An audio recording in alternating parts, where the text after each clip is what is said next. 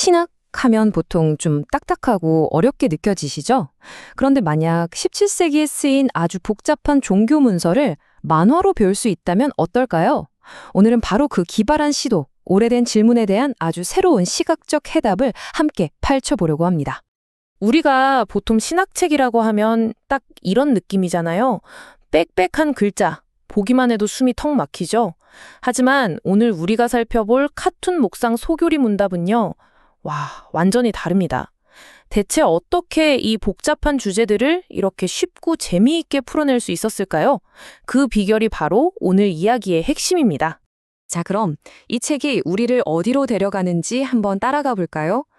모든 철학과 종교가 시작하는 바로 그 지점, 나는 왜 존재하는가? 이 근본적인 질문부터 시작합니다. 첫 번째 질문, 바로 이겁니다. 사람의 첫째 되는 목적은 무엇입니까? 여러분이라면 이 질문에 뭐라고 답하시겠어요? 혹시 이 만화 속 캐릭터처럼 건강, 돈, 성공 이런 걸 먼저 떠올리시진 않나요?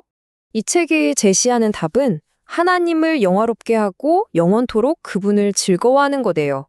근데 영화롭게 한다, 즐거워한다. 되게 추상적이잖아요? 근데 이 그림을 한번 보세요. 정말 기가 막히지 않나요? 사다리를 오르는 모습으로 노력과 방향성을 보여주고 저 즐거운 표정과 음표로 기쁨을 표현했어요. 복잡한 개념이 이렇게 단순하고 긍정적인 이미지 하나로 마음에 콕 와서 박히는 거죠. 자, 그럼 목적지는 알았어요. 근데 거길 어떻게 가죠? 당연히 지도가 필요하겠죠. 인생의 목적을 이루기 위해 우리는 뭘 따라야 할까? 이 질문이 자연스럽게 우리를 다음 단계로 이끌어줍니다. 그래서 나오는 두 번째 질문이 바로 이겁니다.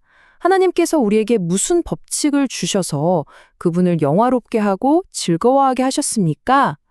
그러니까 우리 삶의 사용설명서는 대체 어디 있냐는 거죠. 답은 성경입니다.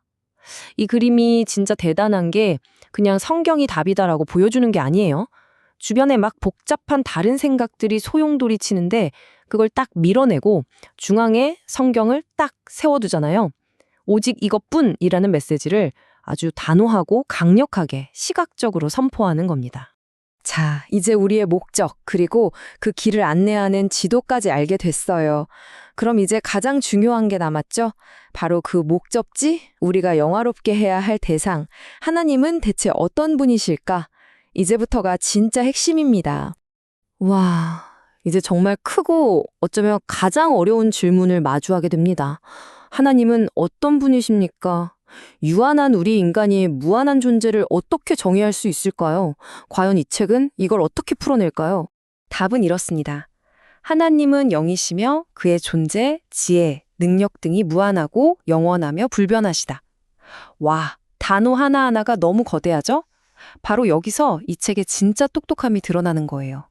무한은 메비우스의 띠로, 능력은 번개로, 공의는 저울로. 눈에 보이지 않는 개념들을 우리가 이미 아는 상징이랑 연결해서 이해의 다리를 탁 놓아주는 거죠. 자, 다음 질문으로 넘어가 볼까요? 이건 유일신 사상의 핵심을 묻는 질문입니다. 하나님 한 분 외에 다른 신들이 더 있습니까? 정답은 오직 한 분, 살아계시고 참되신 하나님뿐입니다. 이게 사실 굉장히 단호하고 어떻게 보면 좀 배타적인 메시지일 수 있잖아요? 근데 이 만화를 보세요. 유머를 썼어요. 나만 진짜다 하면서 우상들을 막 부수는 모습이 심각한 교리를 아주 친근하고 통쾌하게 만들어버리죠. 덕분에 거부감 없이 메시지를 받아들이게 되는 거예요. 자, 이제 신학의 끝판왕이라고 할 수 있는 개념, 바로 삼위일체로 한번 들어가 보겠습니다. 책은 이렇게 묻습니다. 신격에 몇 위가 계십니까? 이 만화가 이걸 어떻게 그렸는지 보기 전에 개념부터 확실히 하고 갈게요. 삼위일체라는 건 한 분의 하나님 안에 성부, 성자, 성령 이렇게 세 개의 인격, 즉 위격이 존재한다는 교리입니다. 자, 그림을 보시죠. 3은 1이다.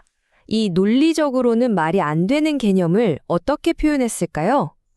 이게 정말 기발한 게 등호, 그러니까 equal이라는 수학 기호를 가져왔다는 거예요. 성부, 성자, 성령 이 셋은 동등하고 또 이 모두를 감싸는 원으로 결국 이들이 한 분 하나님이라는 걸 보여주죠. 신학 최대의 난제를 초등학생도 이해할 법한 시각 언어로 풀어낸 겁니다. 자, 지금까지는 하나님이 어떤 분이신지에 대해 알아봤다면 이제부터는 그분이 무슨 일을 하시는지로 넘어가 볼게요. 이 위대한 존재는 과연 어떤 계획을 가지고 있을까요? 이번 질문은 바로 그 하나님의 영원한 목적, 그분의 계획에 대한 질문입니다. 하나님의 작정이란 무엇입니까? 작정이란 하나님의 영원한 목적, 그러니까 일어나는 모든 일에 대한 거대한 청사진 같은 거라고 합니다. 이 만화는 이걸 아주 간단한, 순서도처럼 보여주고 있어요. 건축가의 설계도가 작정이고 이게 모든 일이라는 공사를 거쳐서 영광이라는 완공된 건물이 되는 것처럼요. 시작과 끝을 연결해서 큰 그림을 보게 해주는 거죠. 그럼 이 거대한 계획을 하나님은 어떻게 실행에 옮기실까요? 크게 두 가지 방법이 있다고 해요. 바로 창조의 사역과 섭리의 사역을 통해서입니다. 오늘은 그 첫 번째, 창조에 초점을 맞춰서 이야기해 볼게요. 네, 아주 구체적으로 창조 그 자체에 대한 질문입니다. 창조의 사역은 무엇입니까? 답은 하나님께서 엿새 동안 말씀으로 아무것도 없는 상태에서 모든 것을 창조하셨고 그 결과가 매우 좋았다는 겁니다. 이 만화 딱 한 컷에 창세기 1장의 그 기나긴 이야기가 다 들어가 있는 거예요. 시작점인 무, 과정인 엿새, 그리고 최종 평가인 페리굿까지 하나의 이미지 안에 완결된 서사를 담아낸 거죠. 자, 지금까지 쭉 따라오시면서 어떠셨어요? 인간의 존재 이유부터 세상의 창조까지 정말 거대한 질문들을 만화로 따라와 봤는데요. 그렇다면 이 방식이 왜 우리에게 이렇게 강력하게 다가오는 걸까요? 그 이유를 한번 정리해 보겠습니다. 그리고 이 책이 가진 진짜 힘은 바로 번역에 있는 것 같아요. 신학이라는 아주 전문적인 언어를 누구나 이해할 수 있는 아이콘과 유머라는 그런 시각 언어로 완벽하게 번역해낸 거죠. 이 번역 덕분에 추상적인 개념은 구체적인 모습으로 다가오고 딱딱한 교리는 오래 기억에 남는 리듬감 있는 이야기로 재탄생하는 겁니다. 가장 어려운 지식의 문턱을 가장 친근한 방식으로 확 낮춰준 셈이죠. 하지만 마지막으로 이런 질문을 한번 던져보고 싶어요. 과연 이 단순한 만화 한 컷이 저 무한한 신의 세계를 온전히 담아낼 수 있을까요? 아니면 그저 입구까지만 안내해주는 친절한 안내판에 불과할까요?